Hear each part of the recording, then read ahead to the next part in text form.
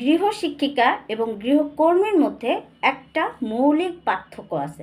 First, সেটা হচ্ছে যে অনার্স মাস্টার্স কমপ্লিট করার পরে বা ইন্টারের পরেই অনেকে টিউশনি শুরু করে।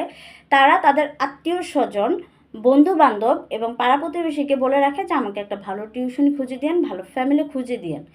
কিন্তু অপর পক্ষে যে গৃহকর্মী আছে, তারা ধরেন বাসায় আছে বা কোথাও কাজ করে, সেখানে তাদের সব সময় 10 থেকে 12টা গৃহকর্তারা তাদেরকে খবর দিয়ে রাখে যে আমার বাসায় কাজের লোক লাগবে, তোমার যদি সময় সুযোগ হয় তাহলে তুমি আমার বাসায় এসে কাজ করবা।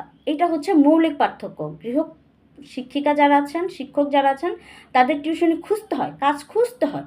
আর গৃহকর্মী যারা আছে তাদের কাজ খুঁজতে হয় না, উল্টা তাদের কাছে কাজ থাকে, 10টা 12টা অলরেডি রিজার্ভ থাকে। সেকেন্ড, ধরেন টিউশনি যারা করে, গৃহকর্মী যারা, মানে সরি গৃহশিক্ষিকা যারা বা শিক্ষক যারা, তাদের কোনো একটা সমস্যা